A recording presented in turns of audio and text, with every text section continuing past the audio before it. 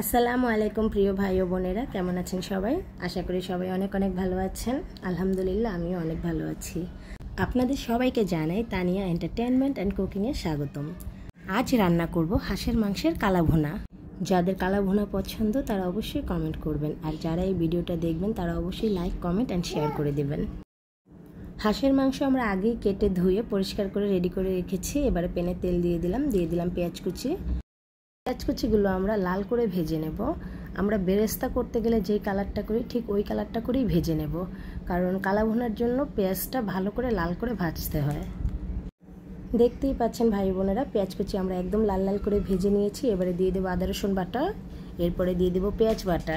কিছুক্ষণ ভেজে নিয়ে দিয়ে দেবো গুঁড়া মশলাগুলো। মরিচ গুঁড়োটা আপনারা আপনাদের স্বাদ অনুযায়ী দিবেন, কে কতটুকু মরিচ খেতে ভালোবাসেন। হলুদ গুঁড়ো, জিরার গুঁড়ো, ধনিয়া গুঁড়ো, এরপরে দিয়ে দিব স্বাদ মতো লবণ। হলুদ গুঁড়োটা কালা ভুনার মধ্যে অবশ্যই কম পরিমাণে দেবেন। এবারে দিয়ে দিব রাঁধুনি কালা ভুনার মশলা। রাঁধুনি কালা ভুনা মশলার প্যাকেটের মধ্যে দুইটা মশলার প্যাকেট পাবেন, একটা হচ্ছে বড় প্যাকেট, একটা ছোট প্যাকেট। যেটা বড় প্যাকেট সেই প্যাকেটটা আপনারা রান্নার শুরুতে ব্যবহার করবেন, আর যেই প্যাকেটটা ছোট সেটা রান্নার শেষের দিকে ব্যবহার করতে হবে। মশলাগুলো একসঙ্গে ভালো করে কষিয়ে নেওয়ার জন্য আমরা একটু পানি দিয়েছিলাম। মশলাগুলো কষানো হয়ে গেছে, খুব ভালো করে কষিয়ে নিয়েছি, তেলটা উপরে চলে এসেছে। এবারে আমরা দিয়ে দেব হাঁসের মাংসগুলো। যে কোনো কালাভুনার মাংস খেতে যতটা মজা, রান্না করতে ঠিক ততটাই সময় লাগে। আপনারা যতটা সময় নিয়ে রান্না করবেন মাংসটা ততটাই ভালো হবে, সফট হবে, আর দেখতেও কালো কালো হবে, কিন্তু পুরো কালো করা যাবে না।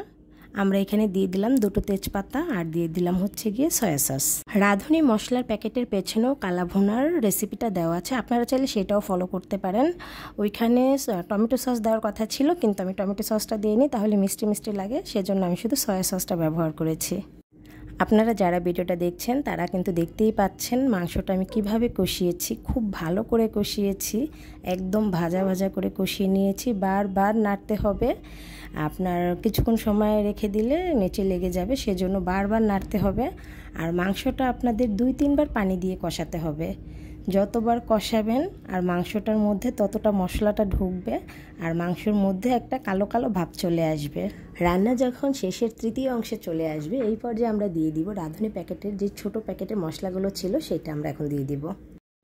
প্রিয় ভাই ও বোনেরা, আমার রান্না প্রায় শেষের দিকে চলে এসেছে। আমার রান্না যদি আপনাদের কাছে ভালো লাগে তাহলে অবশ্যই লাইক, কমেন্ট, শেয়ার করে দিবেন।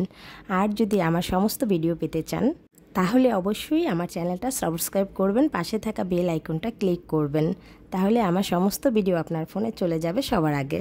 আবারও আসবো অন্য কোনো রেসিপি নিয়ে। সে পর্যন্ত সবাই অবশ্যই ভালো থাকবেন, সুস্থ থাকবেন। আল্লাহ হাফেজ, আসসালামু আলাইকুম।